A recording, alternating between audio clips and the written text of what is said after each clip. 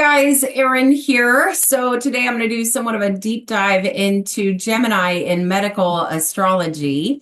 In case you're new here, I'm going through each one of the zodiac signs, making somewhat of a series to talk about how these signs rule over certain parts of the body and the overall just physiology. Okay, and the reason I'm doing this is because I really do feel like this is something that can help us get to the root of somebody's problem. I mean, most people don't even have any idea what medical astrology is. And I feel like that's a shame because this is something that was practically relied on in Renaissance times to be able to diagnose and prescribe certain medicines and that sort of thing. And it wasn't that long ago that astrology was taken out of a physician's training. So I guess in essence, maybe I'm just trying to bring this back into popularity here. Now, what I'm going to do first is I'm going to basically just break down the sign of Gemini for you in pretty good detail in case you're new here. But then what we're going to do is we're going to talk about each part of the body that the sign of Gemini rules, okay, in some pretty good intricate detail. But then what we're going to do is we're going to go through some tendencies or things that could occur when somebody's born with their sun in Gemini. But we're not only going to do sun in Gemini. We're going to do moon in Gemini, Mercury in Gemini, Venus in Gemini, Mars in Gemini, Jupiter in Gemini, Saturn in Gemini. Definitely going to touch on Uranus in Gemini because Uranus is about to move into the sign of Gemini for the first time in 76 years, and we'll be there for 7 years. And then also, I will touch on Neptune and Pluto in Gemini, but they haven't been in the sign of Gemini for a very long time, and they won't be back in the sign of Gemini for a very long time. But I, of course, also want to touch on North and South Node in the sign of Gemini and Gemini rising as well. Okay, and so I first of all need to give credit where credit is due. The vast majority of my medical astrology training has come through the Academy for Astrological Medicine, which is a great academy run by Judith Hill, which Judith Hill is a world-renowned medical astrologer. I author of so many books at this point. And then also the School of Evolutionary Herbalism, Astrology of Health, taken a couple of classes from there. Of course, read an immense amount of the Encyclopedia for Medical Astrology, a massive book by Howard Cornell. So I've just had some really good teachers over the years. And I also want to say this as well. I studied astrology for about 8 years before I started studying medical astrology. And I couldn't believe, like, the study of medical astrology gave my understanding of just regular astrology. It brought it to a whole new level. Like, this is something I think you guys will understand why when we start to go through how these signs rule over certain parts of the body and just how it all works. It makes so much sense as to why the signs are the way that they are. Okay, and I do need to give myself somewhat of a disclaimer here. I'm not a doctor and I can't offer any kind of medical advice whatsoever. I always have to find like little loopholes here. And so what we will say is that this is for entertainment purposes and for its hypothetical teachings, okay? So let's just get into this. All right, so the sign of Gemini. This is what we call the mutable air sign. When I say mutable, what I'm talking about is adaptability, okay? In my opinion, the sign of Gemini is the most adaptable out of all the zodiac signs because it's in the element of air. When you just picture somebody outside and it's a windy day, but the wind keeps changing directions. Like 1 minute the hair is blowing that way, next minute it's blowing that way, then it's blowing backwards, then it's blowing forwards. That's very Gemini energy, just kind of all over the place, okay? Now, the sign of Gemini is ruled by Mercury, which in my opinion, Mercury is one of the most fascinating things to study, especially in astrology. Mercury is so strongly connected to so many different systems of mythology. I think people are most familiar with Hermes, Greek mythology. That's Mercury, okay? Hermes is the messenger of the gods. In Norse mythology, Mercury is Odin. This is a little interesting side piece of information here. All the planets have their own certain day of the week, like Saturn is Saturday, Sun is Sunday, Moon is Monday, Moon Day. Okay, Mercury's day is Wednesday. The word Wednesday traditionally comes from, it's Mercury is Odin in Norse mythology. Okay, and with that said, Wednesday is traditionally Woden's day. That's why Wednesday is spelled so strangely because it was Woden's day. Okay, and then in Egyptian mythology, Mercury is Thoth. Okay, All of these archetypes are messengers of the gods. And in fact, Hermes, the Greek god Mercury, was the supposed author of the Emerald Tablet. Thoth, Mercury for Egyptian mythology, is the supposed author of the Emerald Tablets. Okay, two different things here, but the characters are very much tied together. Okay, but Mercury's traditional stone is emerald, green emerald. Years ago, I went to the Rosicrucian Museum, and obviously it wasn't the real emerald tablet, but it was what was meant to look like the Emerald Tablet, this giant piece of, and I doubt it was even real green emerald, but what looked like a giant piece of green emerald with all the little messages on it. Okay, that's Mercury, the messenger of the gods. Okay, and in fact, a Gemini rising. There are some things that could potentially counteract this, but for the most part, a Gemini rising in traditional Jyotish medical astrology, it would be suggested that a Gemini rising wears a green emerald to help with the mental function and all sorts of things. Okay, now, sign of Gemini, it is represented by the twins. The twins, like if you look at the glyph for the sign of Gemini, it's the Roman numeral 2. Okay, it's the twins, the sign of duality. Okay, the sign that could kind of really want to be in two different places at the same time, or sometimes the mind can feel like it's in two different places at the same time, or feel different ways about something at the same time, that sort of thing. And again, you will start to understand more about this duality thing when we go through the body parts that the sign of Gemini rules. But it's also, again, the twins, it's like really just kind of the sign of siblings. And when we think about, obviously not everybody has siblings, but for those of us who do, those are generally the first, people that we communicate with. I mean, obviously we communicate with our parents or our guardian, but it's the siblings. It's like, shutting the door behind mom and dad, and those are the people that we talk with first. The sign of Gemini is very much the sign of communication, being ruled by Mercury, the messenger of the gods. Okay, the motto for the sign of Gemini is, I think. It's a very intellectual and curious energy. Okay, it's like the forever student.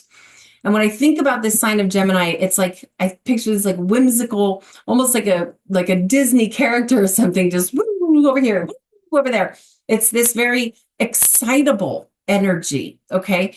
And with that said, I mean, certainly not everybody who's a Gemini is going to be like this, because there's so much more to people's natal charts than just their sun sign. And by the way, if I say Gemini people, I'm not only talking about somebody born with their sun in Gemini.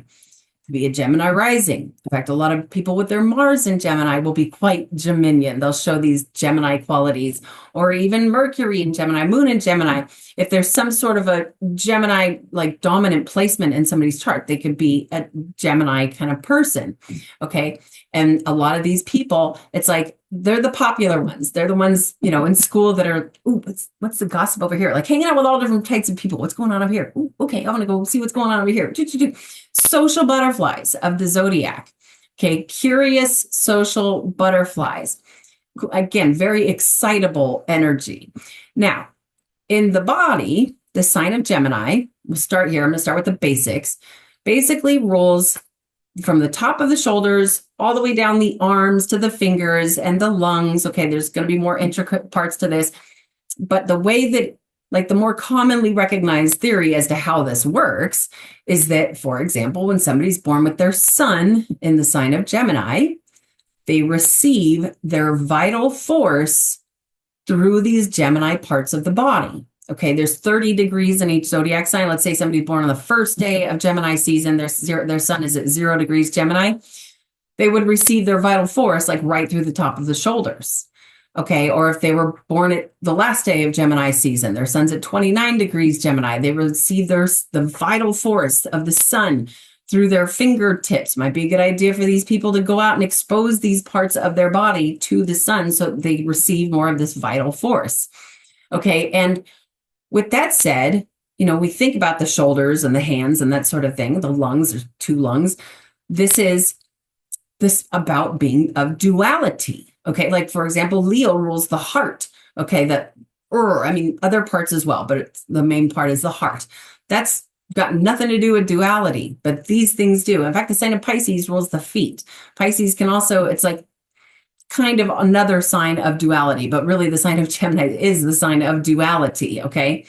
So first of all, I'm going to go through this. I want to go through my notes because I really just don't want to miss anything or forget anything. The shoulders, the arms. Now with the arms, if I'm going to get really technical here, the elbows actually fall under the rulership of the sign of Cancer. And there's reasons for that. I guess I might as well just say this right now. In medical astrology, it's what's of major significance is the sign that's opposite. So Gemini is over here, Sagittarius is over here. We're going to discuss this even more in depth in a moment here. But the sign of, again, Cancer ruling the elbows. Well, opposite the sign of Cancer is Capricorn. Capricorn rules the knees.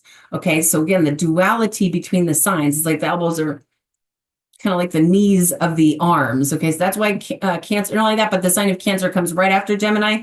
Cancer rules the lower part of the lungs, and generally speaking, the elbows are aligned with the lower part of the lungs and other parts of the body that the sign of Cancer rules.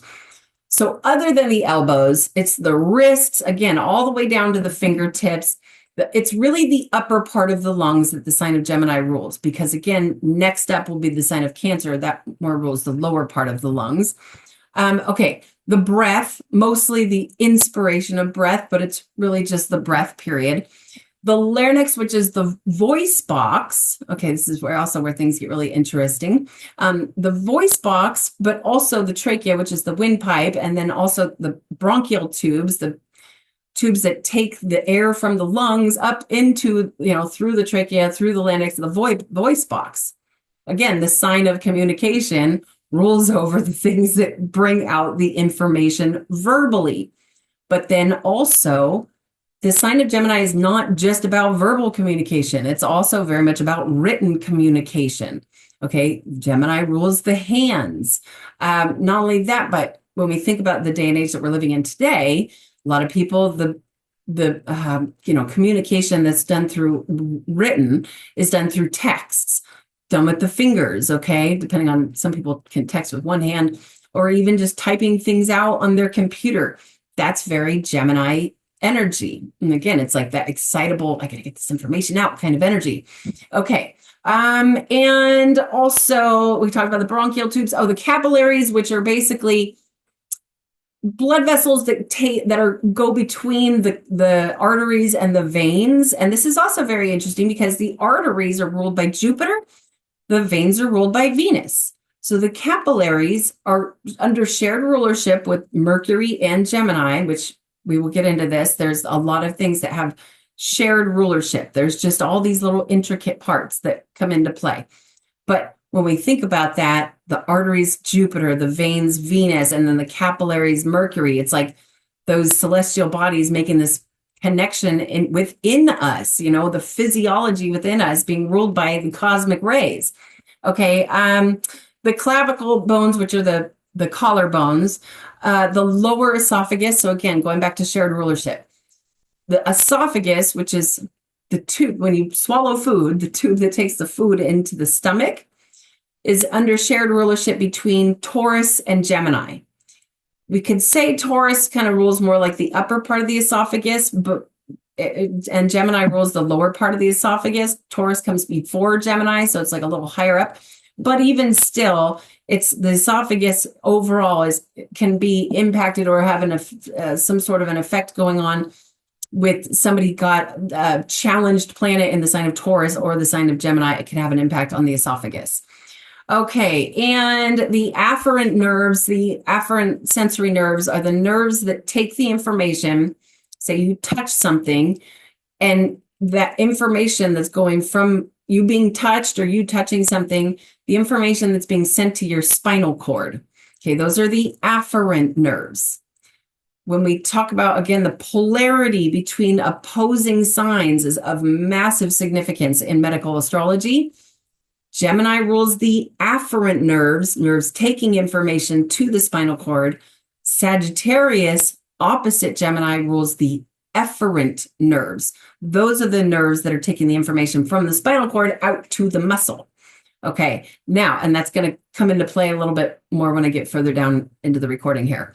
The nerve fibers, this is one that I find super interesting. So the nerve fibers are basically these like tiny extensions of neurons that transmit electrical impulses throughout the body, basically sending electrical signals throughout the body.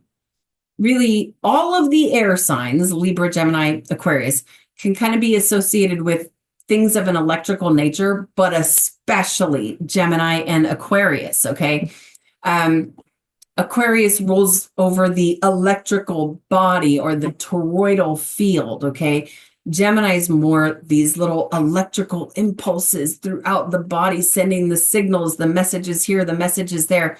And, we think about air, like static electricity, that's super Gemini and Aquarius energy.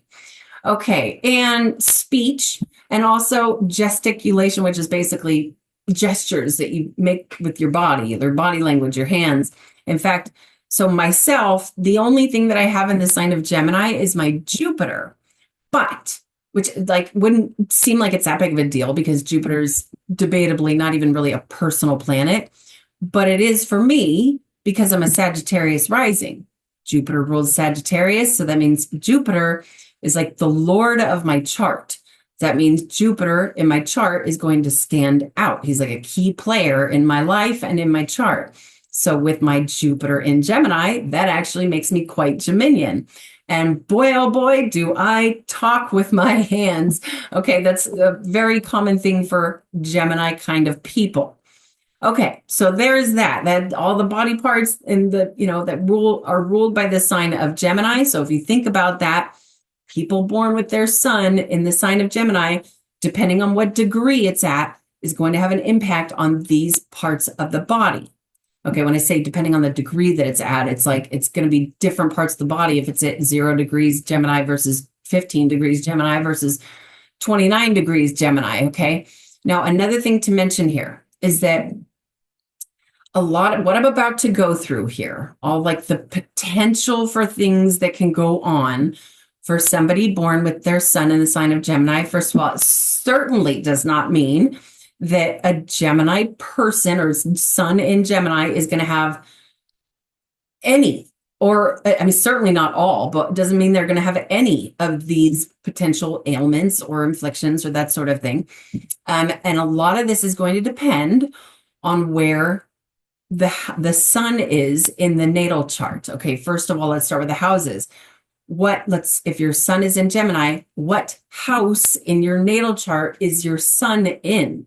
Okay, if you're super new to this stuff, the houses are, if you're looking at your natal chart, there's these things that look like a slice of pie. Those are the houses. Those are like the themes of our life where things come through, the areas of our life where things manifest. Some particularly tend to be troublesome houses are the 6th house, the 8th house, and the 12th house. And by the way, when working with medical astrology, I stick with the whole sign house system. I know a lot of people out there are using Placidus, which there's reason I use Placidus for certain kinds of astrology, but medical astrology, I work with the whole sign house system. Okay, so going back, if your sun's in the 6th house, the 6th house in modern astrology is described as the house of physical health and being of service, which it is. I'm not arguing that whatsoever. But in traditional ancient astrology, the 6th house is considered the house of ill health. Okay, so it can be a troublesome spot. Doesn't mean for sure that if your sun is in Gemini and it's in the 6th house, oh my gosh, there's going to be problems going on. But we'll get into aspects in a minute here. It also is going to depend on how it's aspected. Let's say your sun is in Gemini in the 8th house. The 8th house can have a lot to do with surgeries. Say your sun is in Gemini in the 8th house. You might be super psychically tapped in, but at the same time, you could end up having surgery on one of these parts of the body. If your sun is in the 12th house, a 12th house, this would have more of an impact on like the mental health of somebody. Not only that, but if you're Gemini sun and Gemini rising, again, depending on how it's aspected, that makes it very prominent. So if it's harshly aspected, then there can definitely be more of a tendency for one of these things to go on. All these, again, these troublesome things that I'm about to talk about. But when we talk about aspects, if you're super new to this stuff, just follow along as best as you can. But hopefully some of you understand what I'm talking when I say aspects. What I'm talking about is all those lines in the middle of the chart that connect different planets and celestial bodies. Okay, very important one. I'm just going to mention this first. Okay, let's say your sun is in Gemini, but it makes a quincunx, which is approximately a 150-degree angle with a malefic, with Mars or with Saturn, or even making a quincunx with Uranus or Pluto or something like that. A quincunx is like if Gemini is over here, opposite Gemini would be Sagittarius. On one side of the sign of Sagittarius would be Scorpio, the other sign would be Capricorn. So if your sun is in Gemini and you got something going on in the sign of Scorpio or the sign of Capricorn, and it's making a quincunx, of course, a little of this is going to have to do with degrees as well, but I'm just trying to simplify this for people. Then there can be more of a tendency for some of these things to go on. Truly, a medical astrologer needs to see the entire chart to be able to see into these things. But the most basics of it can still be massively beneficial, especially, if you got a loved one, a child or something like that, and you hear this stuff and you're like, take a little extra care of my child's lungs or whatever it is. Okay. So let's go through this. Sun in Gemini. First, this is the easiest one. A lot of times Gemini people will have an addiction to things like social media or the news or podcasts or something like that. Where I grew up, I've always lived in the mountains, but the closest big city to where I grew up in California was San Jose. And this is long before the internet, and people relied on newspapers. Okay. The main newspaper for this area was the San Jose Mercury News. Okay. The messenger of the gods. Okay.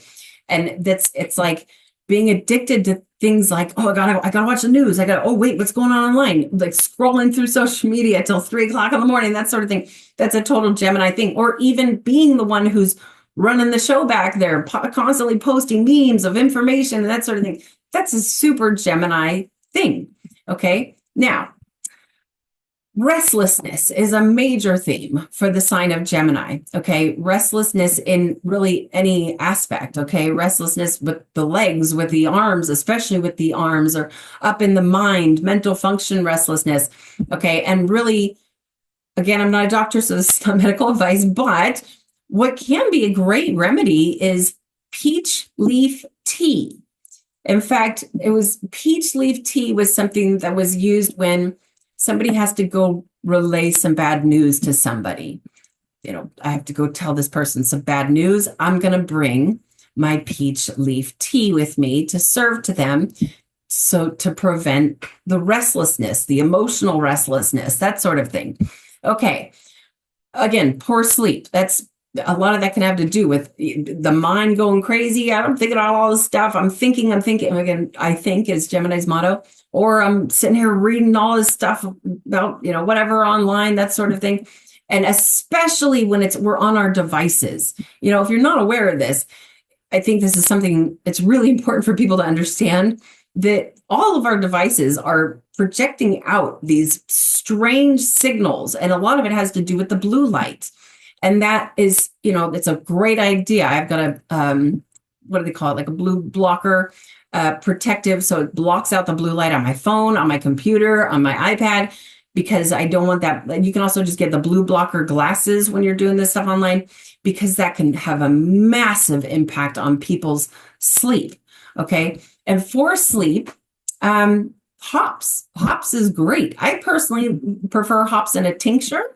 But hops it's great for the nervous system. It's like a nerve tonic to help, hops can make some people sleepy. If you're prone to getting too sleepy, you might want to be careful taking hops, say before you got to go to work or something like that. But hops is a nice sort of remedy for this. But again, I'm not offering any kind of medical advice.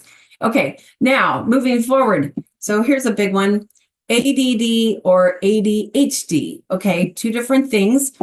And it certainly doesn't mean everybody who's a Gemini out there is going to deal with ADD or any kind of attention deficit sort of thing going on. But it is a fairly common theme, because this sign of duality is constantly like getting sidetracked with things. And again, it would depend on what's going on. Like, again, say your sun is in Gemini and it's making some sort of an aspect, a trine or something like that to Uranus. Uranus makes it even more spazzy, that sort of thing.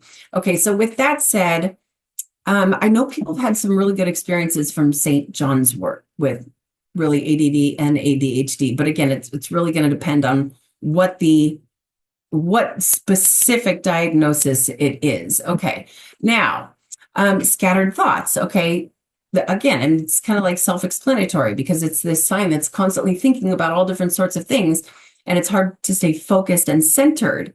And for just something simple for scattered thoughts, Gisandra berry tea. Okay, when we talk about Gisandra berry, I know people that grow Gisandra berries and they can pick them and they can eat them. And those are quite delightful. But for the most part, you can order them from like an herb shop or something. And they generally are going to come like dried up, almost looking like kind of like a raisin or something like that, just dried up. And they're quite tart. It's like something, especially once they're dried, it almost creates like a cranberry sort of flavor. But Gisandra berry tea can be great for the scattered thoughts. Not only that, but Gisandra berry tea can also be quite detoxifying. And I do feel like a lot of people who have scattered thoughts is because they've got some sort of toxicity going on. Gisandra berry can help to take some of the, heavy metals out and that sort of thing out of the body. Okay. Any kind of nervous disease. This is like a nervous sign. Neurological problems, especially neurological burnout. Mental illness. Okay, of course, any zodiac sign, especially this day and age, can deal with mental illness. Okay, but the sign of Gemini, especially if it's a Gemini overload. I actually have a client who has a child that has a serious Gemini stellium. It's like Sun in Gemini, Mercury very strongly conjunct Mars in Gemini, and something else in there. I want to say Jupiter in Gemini. And it's just all this really, really strong, scattery, Gemini energy going on. And this child has very severe mental illness. Okay. And again, there are potential natural remedies for these sorts of things, of course, depending on the severity of the situation. Any kind of speech impediment, learning disorders, carpal tunnel, or really anything with the wrists. Oh, let's see here. Honestly, accidents or anything that causes an injury to any part of the body that is ruled by the sign of Gemini.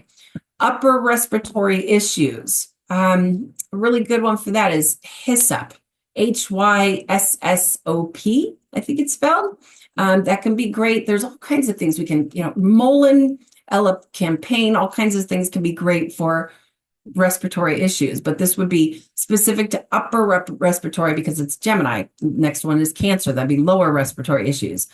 Any kind of lung conditions, bronchitis, pneumonia, asthma. Asthma is a big one for the sign of Gemini. Pretty much anything in the sign of Gemini can, if impacted, if harshly aspected, can potentially lead to asthma. Under eating, because the sign of Gemini is like we'll forget to eat. Like, I was busy doing this all day. I forgot to eat.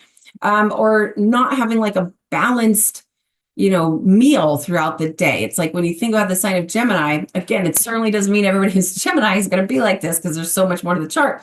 But a true Gemini energy, it's like not exactly a sign that's like, oh, I'm making this fantastic, nourishing meal with all the proper nutrients. And it's more like, I'm going to have some cheese puffs over here, and I'll have these little snackies over here. That's very Gemini energy. So you might want to be mindful of that. Okay. When we talk about people born with their sun in the sign of Gemini and Sagittarius being opposite that, okay, there's no celestial bodies in the sign of Sagittarius. Only got stuff going on in the sign of Gemini. What can happen, a potential can happen, where the parts of the body that are ruled by the sign of Sagittarius become weak, or like there's a weak spot there. So the sign of Sagittarius mostly rules the hips, the thighs, the femur, the sciatic nerve, and again, the efferent nerves. Okay, really the sign of Gemini and Sagittarius together have a very big impact on the entire nervous system in essence. Okay. And also going back to the quincunxes, again, if Gemini's over here, here's Sagittarius, Scorpio, and Capricorn. If there's something going on in those signs, that can kind of enhance the probability of any of these things that I just listed through going through the sun in Gemini. Okay, next up, moon in Gemini. So the moon is what rules over or influences our emotions and our moods and our level of receptivity. I mean, obviously everybody has a moon somewhere in their natal chart. Whatever sign the moon was beaming through when you were born is going to say a lot about how you process your emotions and your level of receptivity and that sort of thing, okay? So with that said, when we think about somebody born with their moon in Gemini, first of all, they receive the moon's energy through the lungs and through the hands. This can lead to sensitivities through any of these parts of the body ruled by the sign of Gemini. And again, it's going to depend on what degree your moon is at in the sign of Gemini. But overall, you receive the sensitivity of the moon through this part of your body. So these parts of the body can definitely become more sensitive. Another thing to mention here is that, Gemini being this kind of like, scattery kind of energy, a lot of times when people have their moon in Gemini, their emotions can show as being scattered, almost like erratic emotions. Okay. And one thing that can be very beneficial for people born with their moon in Gemini, because again, this is a sign of communication, is communicating the emotions, having somebody that you trust listen to you. If that doesn't exist, writing the emotional stuff down. I mean, honestly, that can be beneficial for almost everybody, but specific to people with moon in Gemini. Okay, so this is also a sign that can deal with placement that can deal with nervousness, especially in emotional situations. Like, this is making me really uncomfortable. This is making me really nervous. One really great remedy for that is lemon balm. Lemon balm in a tea or a tincture. Lemon balm is great. It smells so delightful. Lemon balm is like a very Jupiterian plant. Okay, all the plants, I'm going to put it this way, have like a correspondence to or a rulership of a certain planet. Okay, lemon balm is very Jupiterian. It's very uplifting. It's of abundance. The leaves get big. It smells so delightful. It makes you feel good. But it's also like a nerve tonic that can calm down the nervousness of emotions. Okay. Delicate nerves. I mean, especially in the fingers and the arms and that sort of thing. But when we say delicate nerves, I'm not just talking about like delicate to touch. It's also, say, somebody with their moon in Gemini might get really overstimulated in, say, like a big city with all kinds of flashing lights. I'm thinking about when I was in Manhattan, New York, and just so many bright, shining lights flashing all over the place, or like Las Vegas, that sort of thing, might be super overstimulating for somebody with their moon in the sign of Gemini. Okay, they could potentially have weak lungs or even fluid in the lungs, like edema of the lungs, because the moon has a very big influence on the fluids in the body. Okay, and any sort of lung condition, again, pneumonia, asthma. I'm going to get deeper into asthma when we get into the malefics, Mars and Saturn. Issues or sensitivity to any kind of chemical drug or like synthetic drug, like a prescription medication. Going back to this, there could be potential for somebody who's got a ton of Gemini energy in their chart and they don't know about herbal remedies. And so they go to a doctor and they get prescribed something like Adderall. There's another one that I can't remember the name for, but something that, is supposed to, apparently Adderall is like something that is prescribed to people with things like ADD or ADHD. And it's like supposed to kind of have an opposite effect on them than it would for most people, which Adderall for most people is almost like methamphetamine, like kind of tweaking out when on Adderall. And people born with their moon in Gemini have to be very, very, very careful. I mean, really, everybody should be very careful of pharmaceutical drugs. Okay, again, I'm not a doctor. This is not my medical advice. This is just my thoughts that I'm getting out. But especially people with moon in Gemini can be very sensitive to those things. They can also be very sensitive. I've noticed a lot of people with moon in Gemini love caffeine, like love coffee, love yerba mate, that sort of thing, which yerba mate can actually be great for people with moon in Gemini. If they want caffeine, that's, in my opinion, that's like the better caffeine for them. But they tend to be drawn to that sort of thing, but at the same time can get addicted to it and at the same time be sensitive to it. Okay. Okay, we went through that. Okay, so people born with their moon in Gemini and their sun in Gemini, even Mercury in Gemini, even Mars in Gemini, some sort of a nerve tonic. Again, going back to lemon balm or even lavender. Let's say you have all this Gemini energy in your chart and you're somebody who has a job where you have to concentrate. Like I'm going to give myself as an example here. There's certain days where I have to give like 3 90-minute readings back to back, and then also make a video. And it's just so much concentration for hours that I have to stay focused. I have to stay focused. And at the end of that, I'm like, oh my God, like I'm so like fried. Lavender, even just the smell of lavender can be great for that sort of thing. But personally, I like lavender tea. Not everybody does, but even again, just like the essence, what's that stuff called? The Bach remedies of lavender can be fantastic for that. I do think we need to be a little bit careful with essential oils. I think they need to be diluted because they are so incredibly potent. But that's a whole nother can of worms.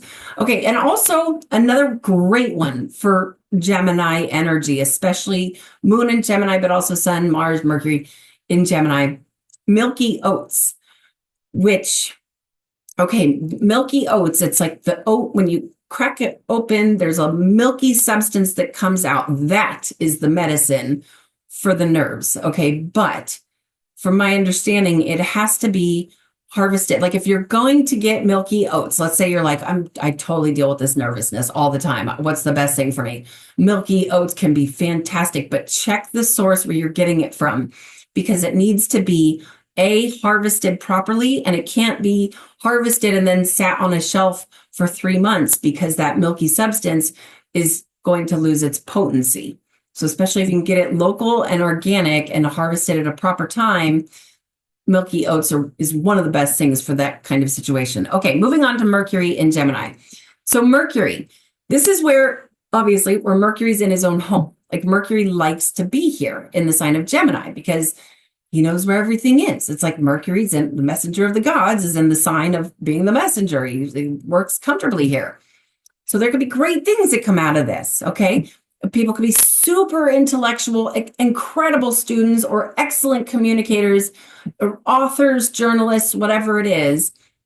But on the flip side of that, it can also lead to hyperactivity with these things, okay? Again, depending on how it's aspected.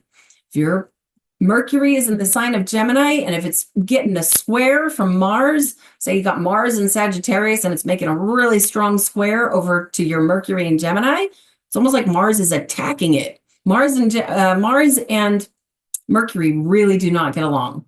It's like Mars irritates the heck out of Mercury because Mercury's nerves, okay, and Mars is fiery and frustrating. And so it just depends on how it's aspected, but there can be, again, beauty that comes out. I don't know if that's necessarily the proper word to use here. Excellence that can come out of somebody born with their Mercury in Gemini. But again, there can also be a tendency for overstimulation, that sort of thing. Okay, so let's go through some of this. Any kind of, speech problems, stuttering, Tourette's, like a speech disorder, anything along those lines. Epilepsy, because it's overstimulation, especially again, if there's like an aspect coming from Mars or Uranus hitting, making some kind of a strong connection, again, especially if it's Mars or Uranus, making a strong connection to your Mercury in Gemini, it's almost like that Mercury in Gemini is being attacked. And that when we think, if you've ever seen somebody have an epileptic seizure, it's quite terrifying. And it almost looks like an electrical thing is going through the body. Okay, so there's that. Okay, weakness in the arms or even like paralysis of the arms, that sort of thing. The reason for that is Mercury's like this, the energy of Mercury, like a mercurial plant would be like a thin stem, and it's like a thin, again, almost like whimsical kind of energy. It's not muscles at all. Mars and the sign of Aries are more about muscles. Sign of Leo can have a little bit to do with muscles as well. But the sign of Gemini and Mercury are not. They're, this kind of, again, like I don't know why, but it's like the Disney character, like floating around, is very Gemini energy. And so it's not about strength at all for this placement. Somebody born with their Mercury in the sign of Gemini may have a tougher time, like trying to build muscle in their upper arms or that sort of thing, or just overall issues with the arms and the wrists or the fingers and that sort of thing. Okay, this is another one that can definitely deal with nervousness or tremors, even respiratory issues for sure, bronchitis, again, asthma. So once I get into the Mars and Saturn stuff, we're going to get deeper into this asthma thing. But clearly, we've been hearing a lot about the Gemini placement can have a big influence or potential to lead to something along the lines of asthma. Okay, now Venus in Gemini. So Venus, the planet of love. Okay, Venus is the one that brings beauty and harmony. Venus is Aphrodite in Greek mythology. Like most of us have heard of an aphrodisiac that's named after Aphrodite. Okay, Venus is all about sensuality and that sort of thing. And so when somebody's born with their Venus in Gemini, a lot of times this won't be a problematic placement. They could end up having beautiful hands, their hand model, or beautiful shoulders, or beautiful arms. Like everybody's got a Venus somewhere in their natal chart. Whatever zodiac sign your Venus is in, look into what parts of the body that sign rules, because more than likely that's like a beautiful part of your body. Okay, so this would be beautiful parts of up here. But also, again, Venus is not one to be out there pumping iron. So if somebody's got their Venus in Gemini and say it's a dude and he's really trying to, pump iron, or a lady, whatever, is trying to get ripped, Venus and Gemini people might have a little bit more of a difficult time unless they've got something to counteract that. They've got their Mars and Aries or something like that. But okay, Venus and Gemini can also be like calm nerves, because Venus doesn't like hyperactivity. Venus likes calmness and harmony. So people could be born with calm nerves. Certainly doesn't mean everybody born with their Venus and Gemini is going to have calm nerves, but there can be this tendency for it. Okay, so we talked about that lack of muscle development in the arms, or even, up in this area. Moving on to Mars and Gemini. So now we're getting into the malefics. So Mars is technically considered the lesser malefic. Saturn's the great malefic, but Mars can be a troublemaker. Don't get me wrong, we need Mars. Mars is what makes us take action. Mars, super Martian people who have a strong Mars in their chart, those are the athletes. Those are the ones that are out there being competitive and that sort of thing. But Mars is also the ruler of things like burns or accidents or rashes, things of an irritating nature. Okay, Mars is like a hot and dry energy. Okay, so when we think about Mars and Gemini, like technically Mars is not debilitated in the sign of Gemini, but I certainly don't think this is his favorite sign to be in, because Mars wants to be direct and pierce through things, where Gemini is the sign of duality that's like, whoop. I will say this, people are born with their Mars and Gemini. These people tend to be very excitable people. I've got one in my family who's always like, I'm going over here. I gotta do this. I'm gonna blah, blah, blah, just all over the place kind of energy. But there can also be this tendency, when I talked about how Mars and Mercury don't get along, like Mars irritates the shit out of Mercury, because Mercury's the nerves and Mars is ferocious. Okay, so it's like ferociousness to the nerves. So with that said, Mars in Gemini can it's not Mars's favorite place to be. But again, there can be great things to come from it. I've actually got a lot of friends with Mars and Gemini, and they're all, hey, Aaron, we're going over here tonight. What are you doing? Da, da, da, da. Like very kind of bouncing all over the place kind of energy. I, in some ways, am almost like envious of that. I wish I had that much energy. Okay, but going back to asthma. So there's so many different kinds of asthma, okay? And I've never had asthma, so I don't know what this feels like for myself. I do grew up with a sibling who dealt with asthma issues, and I remember that being kind of a scary thing. But there's different kinds of asthma. There's like hot asthma, dry asthma, cold asthma, cold, dry asthma. There's moist asthma, like mucusy kind of asthma. Well, Mars is going to create the hot, dry, irritated asthma. Okay, again, it certainly doesn't mean that everybody's born with Mars and Gemini is going to have hot, dry asthma, but there can be a very strong tendency for like a dry cough. Okay, going back to the family member of mine who's born with Mars and Gemini, who's always bounced around all over the place. It's like I lived with him not that long ago, and hearing him cough in the morning, this like really dry, and like you'd think he's a smoker or something, but he's not. It's just this very dry, heaving kind of cough.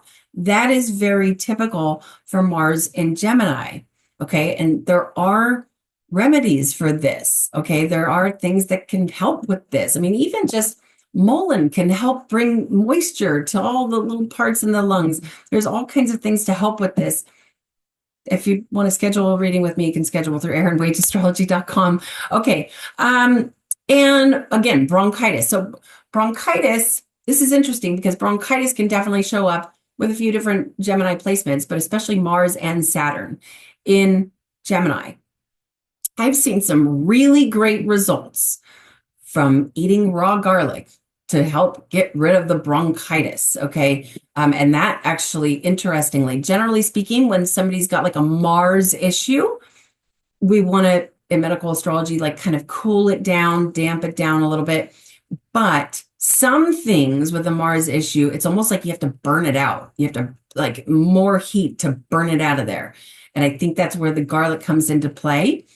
Garlic is, I've read people saying stuff like, oh, you shouldn't eat raw garlic because it does stuff to your brain and that sort of thing. And, you know, sure, it might make your brain kind of go, whoa, when you eat a piece of raw garlic. But I'll tell you what, I've had some incredible healing experiences from eating raw garlic.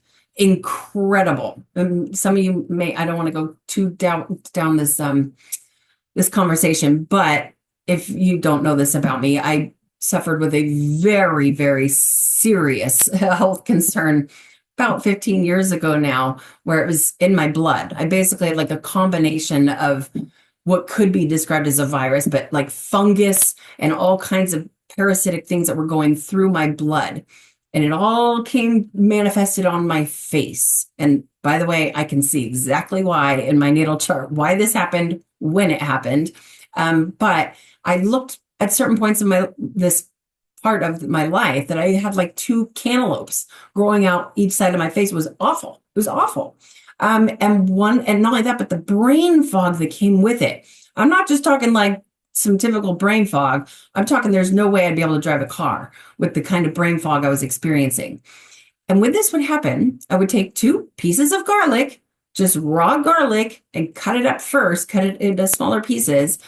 And yeah, burn like hell, but I would eat them, make sure I got my water right there ready so I could swallow it down. You know, I had to chew, you have to chew it up as much as you can. And by the way, if you're doing garlic for bronchitis, then you'd want to chew it as best as you can while you're inhaling carefully, because you don't want to inhale a piece of garlic back into that. That'd be terrible.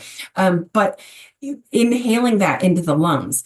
But for myself, of course, it was like, oh my God, I was totally crazy just eating raw garlic. But then I would go lay down, sometimes even like fall asleep for half an hour or whatever. And when I would wake up or when I was just done with laying down, I felt a million times better. Like it was incredible how much the garlic helped me. I'm a big advocate for garlic. Okay, so enough of that tangent. Pneumonia, any kind of pain or injury or burn or rash to any parts of the body that are ruled by the sign of Gemini. That's what Mars influences. Even like a dislocated shoulder, overactive nerves, because Mars in Gemini. Okay, pain caused by nerve problems, accelerated speech, and the gesticulation, the talking with your hands, very like pronounced kind of energy, going back to this family member of mine who has this Mars in Gemini, very like blah, blah, blah, kind of, that's very Mars in Gemini. And also, okay, now they can also have fast reflexes, but speaking of reflexes, now that we're on to the malefics, Saturn and Mars. Saturn will be coming up next. First, we're going to do Jupiter. But when we're talking about Saturn or Mars, going back to the opposing signs. So again, here's Gemini, here's Sagittarius. There can be this reflex or polarity that goes on between these two signs. But also a big one to look out for is what you have going on if you've got your Mars in Gemini, what you've got going on in the sign of Pisces and the sign of Virgo, because that would create a square.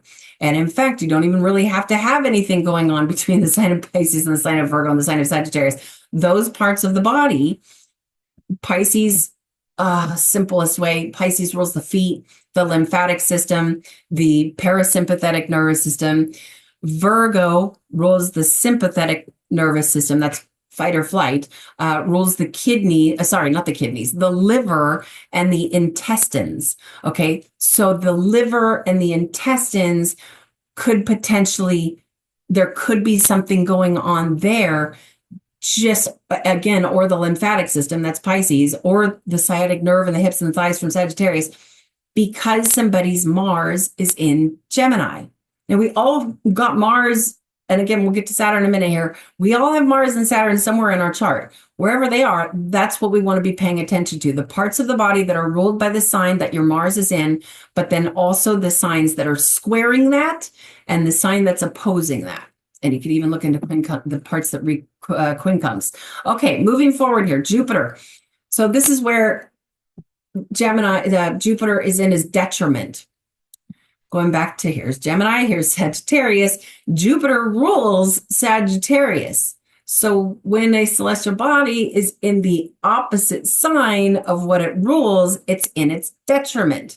Basically, this is not Jupiter's favorite place to be. It's a debilitated place for Jupiter. Okay, there's pros and cons to everything in astrology. Like I mentioned earlier, my own Jupiter is in Gemini. And I would say the qualities of that are, first of all, I love studying. It's like I'm so intrigued by and curious about the world, but then I also like to teach the things that I learn. And I feel like that's a big part of that Jupiter in Gemini, especially since Jupiter's the, captain of my ship, the lord of my chart. It's like I can't even, it's like if I go a day without learning something new and fascinating, I don't feel satisfied with my day. That's a total Jupiter and Gemini thing. But okay, it's not Jupiter's favorite place to be because Jupiter likes to expand. Jupiter likes to look at the grand big picture of things. Jupiter's faith-based. Gemini is the opposite of that. Gemini is the student who's paying attention to the facts. Gemini is it's like the sign that is narrowing in on things rather than looking back here. Okay, so with Jupiter and Gemini, again, this is something that can have to do with scattered thoughts. Personally, I don't think I've had to deal with scattered thoughts, but I think that's, I'm Pisces. Pisces isn't one to really deal with scattered thoughts, but that can be a tendency for Jupiter and Gemini. Now, another thing Jupiter rules is the arteries, but also, as I think I mentioned that earlier, Jupiter rules growth, okay, expansion. Jupiter rules fat, and not just fat on a body, fat in anything, an avocado, olive oil, or piece of meat, or whatever it is. Jupiter, anything that is, could be called a fat or an oil, is ruled by Jupiter. Likes to create growths, expansion of things, okay? So with that said, there can be potential, and please don't let this scare anybody, but there can be potential for, say, like a tumor or a cyst in these parts of the body that are ruled by the sign of Gemini when somebody's born with their Jupiter in Gemini, because a cyst or a tumor is a growth. Okay. Can also do with like a blood clot in the arteries of, the parts of the body that are ruled by the sign of Gemini. Pressure on the capillaries, because pressure, Jupiter, growth, or even like increased circulation of the capillaries, that sort of thing. Jupiter is also like a hot energy and can warm things up. It can kind of make, again, going back to the scattered thoughts, that sort of thing can go on with Jupiter in Gemini. But again, this is also going to depend greatly on what house your Jupiter is in Gemini, and also how it's aspected. Okay, moving forward, and just the same thing, asthma, lung ailments. But moving forward now to Saturn in Gemini. Okay, so Saturn is the great malefic. In medical astrology, Saturn is the influencer of things like chronic disease. Okay, things like arthritis, things that are kind of debilitating. Saturn is cold and dry. Saturn will influence things like calcification of things. Saturn rules minerals. Saturn rules the bones in the body. I don't mean to make Saturn sound bad. We absolutely need Saturn. He rules not just the skeleton, but really the entire structure of the body. Okay, we absolutely need Saturn for structure and responsibilities and discipline and boundaries and that sort of thing. But for the most part, Saturn, that's another key place to look in your chart, is what zodiac sign your Saturn is in and what parts of the body that zodiac sign particularly rules, but also the signs that oppose it and square it. Okay. So things that can happen with Saturn in Gemini: restrictions in the lungs, but this would be more like a tight and cold feeling of the lungs. Any kind of chronic lung problems. Now, this would be cold asthma. So again, a really good book by Matthew Wood is called The Earthwise Repertory, which that really gives a good breakdown to figure out which remedy would be good for it. Is your asthma hot and irritated, or is it a cold asthma? That sort of thing. Is it a chronic asthma? And let's see here, like cold, dry cough, again, bronchitis, garlic can be great. Emphysema, total Saturn in Gemini thing. Arthritis, like I said, arthritis in the hands or the arms or the shoulders, something along those lines, the wrists, the fingers. Problems with speech, because again, Saturn can create restrictions. Slow mental function. I have not particularly seen this one. I've given plenty of readings to people with Saturn and Gemini, and I have not seen it doesn't appear to be slow mental function, but I can understand why the books would say this, because Saturn is the ruler of time. Saturn slows things down. Okay, so if Gemini is the motto, I think, and has this big influence on mental function, Saturn could slow that down. Okay, now again, going back to this, so Saturn's in Gemini over here, then we also need to think about what's going on over, like the sign of Sagittarius, what body parts the sign of Sagittarius rules, and also what parts of the body Pisces and Virgo rule, because the reflex going between the opposition and squares of these places. Okay, now Uranus in Gemini. So Uranus is spasmodic, reckless, radical, electrical. Uranus will really create like a disruption to an electrical things, electrical energy, electromagnetic field. When we think about Uranus, it's like sticking your finger into the plug and getting zapped, or something that I don't know why this always comes to my mind when I'm trying to describe Uranus's energy. But when we were children, we were kids, the like rectangular shaped batteries, like most batteries are like a sort of a tube shape, but the batteries that have more like a rectangular shape and they have the two prongs at the end, we used to, my brother and I used to take those and put it on our tongue and get that zap from that. It was like, whoa, a zappy feeling. That is very Uranus energy. So if you think about Uranus in this already kind of electrical, kind of spazzy sign, we can see what can manifest here. And okay, I'm just going to say this. So Donald Trump We all know whether you love him or you hate him. I don't care. I don't care at all. But if you love him or you hate him, you can still see he's very abrupt. He just throws things out there at people. No, like filter, just blah. And when he was born, the sun was right next to his sun is in Gemini and it's very close to Uranus. What makes him kind of like that abrupt that. And the reason I giggle is because when you see these things, everything makes so much sense. But okay. And by the way, he will be having a Uranus return here soon. I think it's in like 3 years, 3 or 4 years. That's going to be very interesting. I guarantee it. Okay. So Uranus has not been in the sign of Gemini since 1949. Okay, so it's kind of like the boomers, I guess, would be that described as that generation, would be born with their Uranus in Gemini. Clearly, not all of them are going to have these ailments or things that I'm about to go through. But again, it just depends on how they're aspected. Okay, and what's going to happen here in July of 2025, Uranus will enter into the sign of Gemini only for a few months, then retrogrades back into the sign of Taurus. But then in April of 2026, Uranus will be in the sign of Gemini for the next 7 years. So all the babies born within that window of time will be born with Uranus in Gemini. So being able to see how this thing is aspected and what house it's in and so on and so forth is a really good idea, because Uranus can be, again, a little bit reckless and unpredictable. But okay, so tremors, neurological disorders, spasmodic asthma. Again, like a different kind of, it seems like almost every kind of asthma would be spasmodic, but some of them seem that they would be more controllable than others. The like coming out of nowhere, all of a sudden, super spasmodic asthma. That's very Uranus and Gemini. Even things like schizophrenia. Okay, because this is a very like electrical sort of messing with the mental function kind of energy here. Again, mental illness, stuttering, Tourette's, things of a unpredictable like shock, like, oh my God, I just dislocated my shoulder. I don't even know how the heck I did that. That could go on with Uranus and Gemini.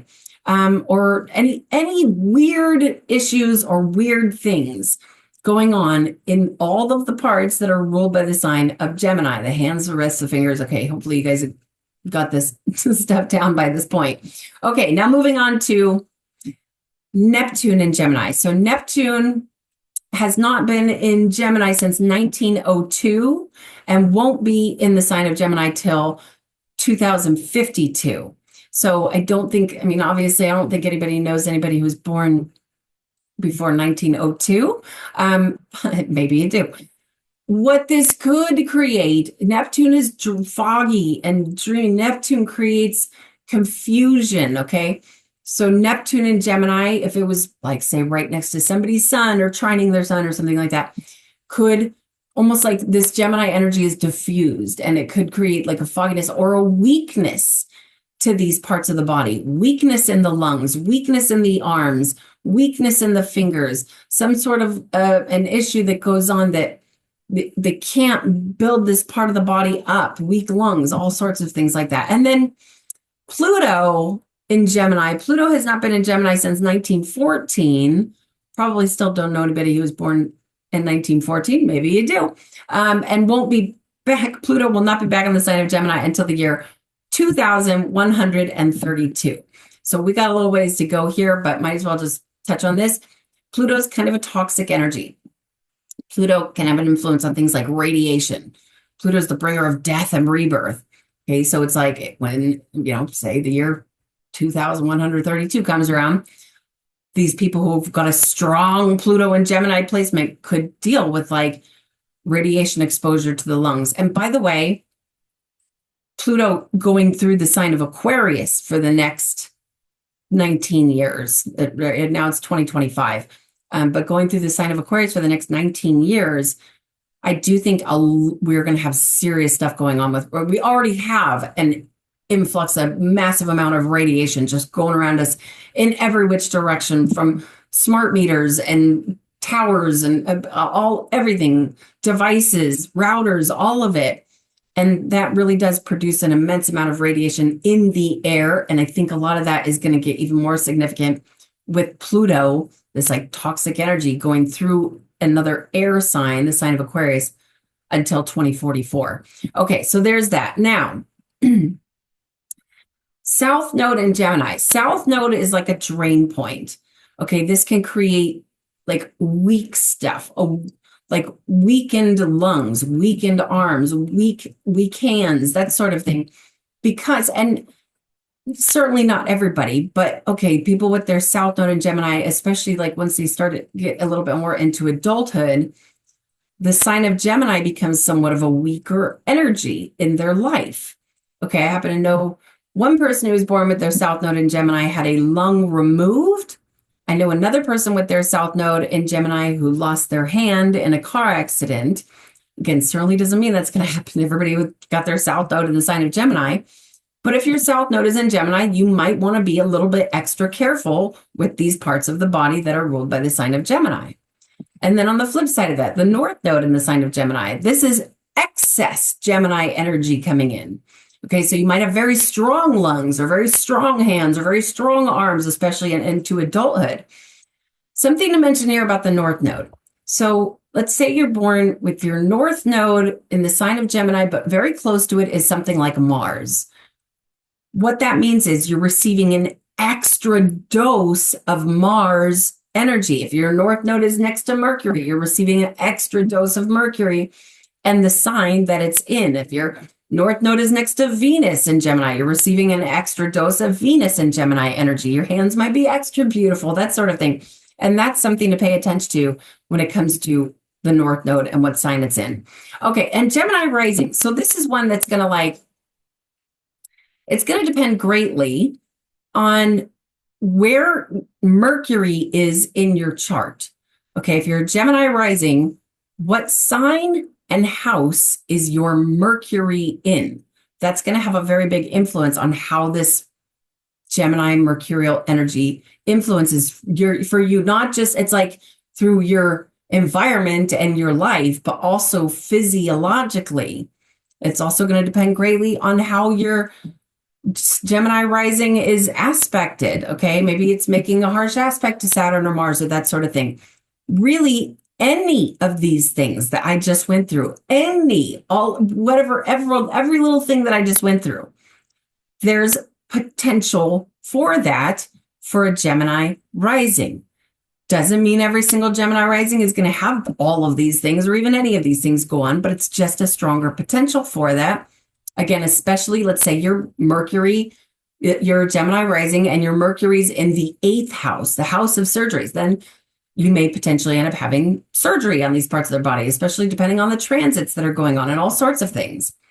But okay, I think I'm going to leave that there. So if there's anything that you guys want to add to this, I always try to respond to every single comment. I try so hard to. If I ever miss one, I truly deeply apologize. But I love to read your guys' comments. If you have something you'd like to add to this, if you have any questions, that sort of thing, please feel free to leave it in the comment section below.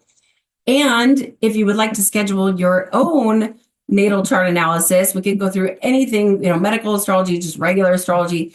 Honestly, my favorite kind of reading to give is just helping somebody understand themselves on a deeper level. Those are my favorite clientele, but I love giving any kind of astrology reading. So if you'd like to schedule an astrology reading, please do visit erinwageastrology.com. You can schedule straight through my website. I do hope to hear from some of you. And until next time, namaste to all of you.